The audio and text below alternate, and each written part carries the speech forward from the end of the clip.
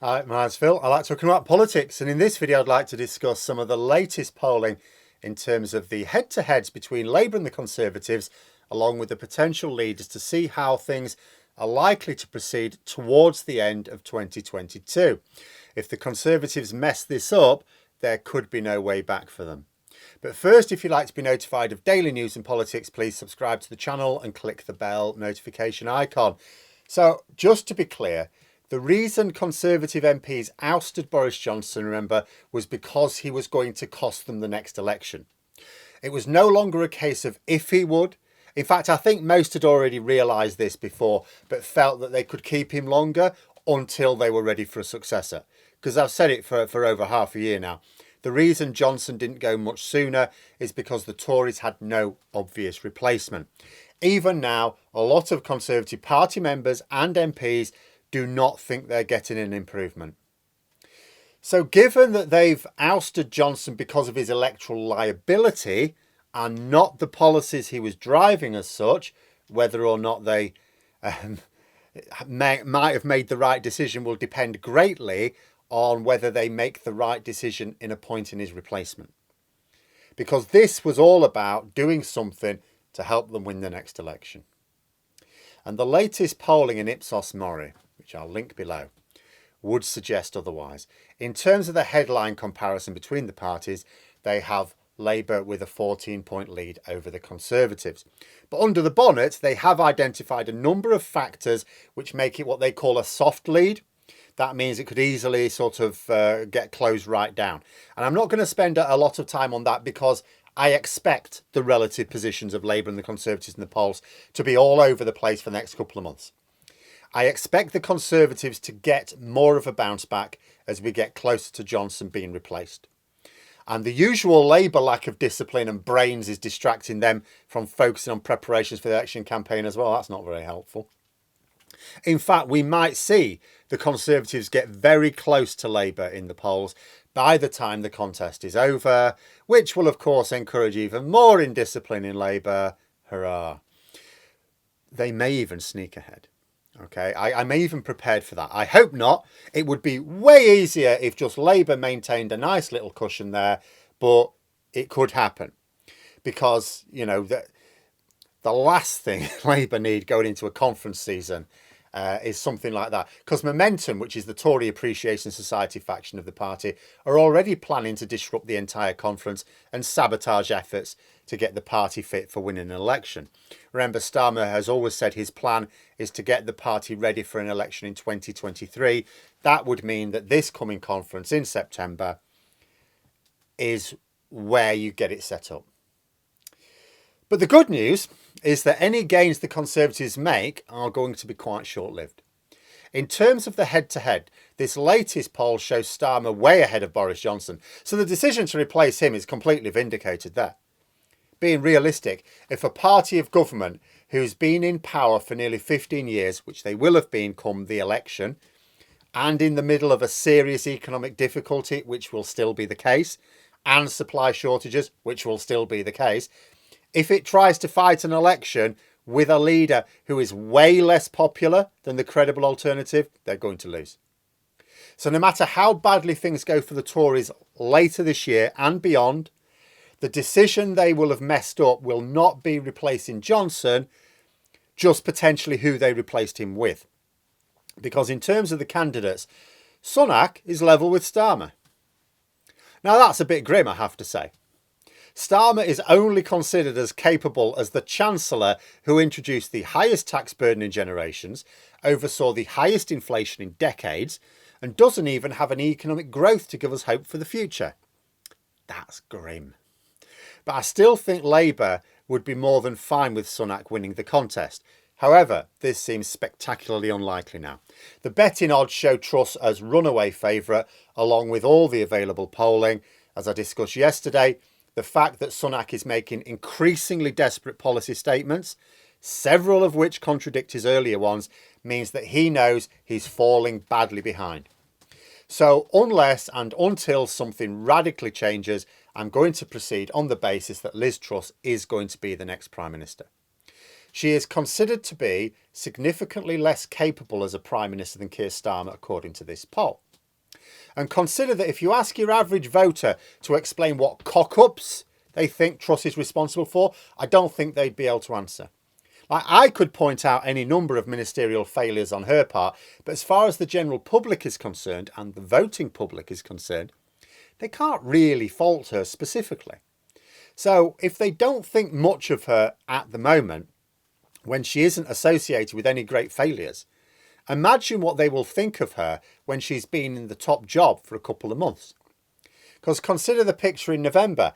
The economic situation will be worsening, getting badly worse. Industrial action will be ramping up as well. The cost of living crisis will be biting much harder. It's difficult to see how we're going to avoid more visible supply issues in the supermarkets. The NHS is going to be melting. As some as you know, I've been in hospital a few times the last few days. It's absolutely run off its feet. This is summer.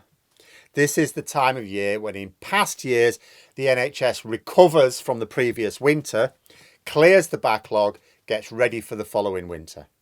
They're not recovering. They're on their arse.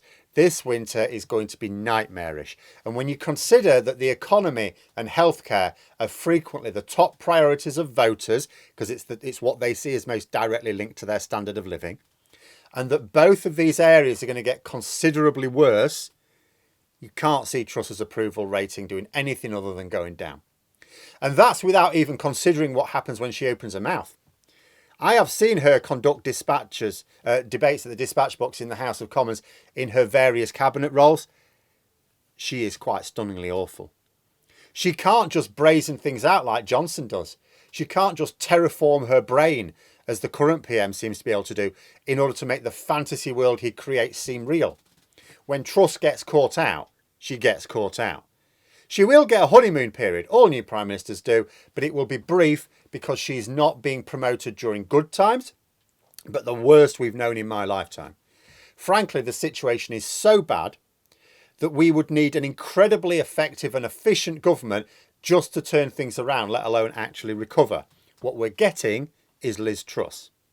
I fully expect that going into 2023, the Conservatives are going to realise what they've done. Or more specifically, what less than a third of them have done, because Liz Truss got the votes of less than fewer. English teacher screaming in my head. Fewer than a third of the votes of Tory MPs. The infighting will then begin, because this is the situation that will face Tory MPs in vulnerable constituencies. They had to get rid of Johnson urgently, but they'll realise they're on to just as bad a hiding with Truss in charge as well. Only this time, they don't have the luxury of being able to have another crack at it. To have a large parliamentary majority and sack your own leader within a few months and install your third leader inside a single parliament would be quite insane. The public would look on in horror. They can't do that. And the beauty is that I think a lot of Tory MPs already realise this. I think some are already resigned to losing the next election. Certainly some have said so. Now, a slight note of caution in this polling about Liz Truss. It does show that although she's significantly behind Starmer in terms of general approval as Prime Minister, she has significantly improved that approval rating since January. Now, this is very likely because she's been working hard to raise her profile since becoming Foreign Secretary for just this moment, and accelerated those moves since the start of the year when it was quite clear Johnson was actually going to go this year. But it's still an upward trajectory. It would still say, if you compare it with January, her approval rating is getting better. But I'd be interested to see what it's like compared to a month ago, in all honesty. Because it could well be that it actually got even higher and has come down a little bit with her recent television performances. I really don't know. I'd be very interested. Have those performances in the debates put the public off? Or is the simple fact that she's becoming more well-known endearing her to more of the public? Because, like I say, because the public can't associate her with specific failures like they can someone like Rishi Sunak, say. Is it the case that simply raising her profile in this leadership contest is meaning that she's increasing her approval rating? And if so, that's another lesson to Labour, because right now I think the Tories are actually hurting themselves with these TV debates, but it still represents a lot of free publicity for them. They're being given a massive platform to speak to the public. If they're too dumb to take advantage of that, that's their lookout. But Starmer's got no such free publicity. And he won't do until the election campaign begins. Yet another reason why Labour should pursue their own outlets, but they seem to be highly resistant. But the way I'm looking at this, and in conjunction with other polls when they crop up, I can foresee the following. First, the Conservatives could really close the gap with Labour in the polls in September. You know, that's the squeaky bum time. Second, though, Truss will open her mouth and the slide backwards will begin. Her first PMQs will be the day after she becomes Prime Minister.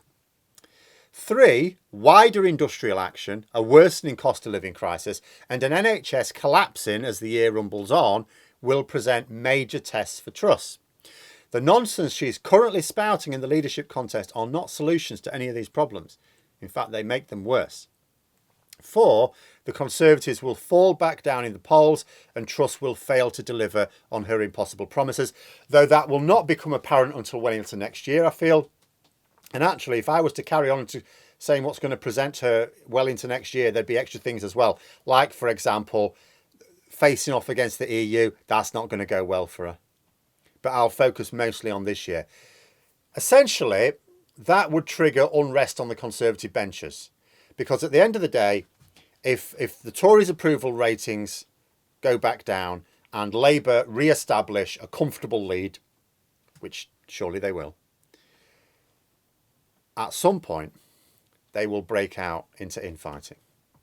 So although things are going to be in flux for a while, as the public will probably be prepared to give a new government the benefit of the doubt and a little breathing space, they always do, you know, with Truss in charge even, they are going to go south very quickly indeed.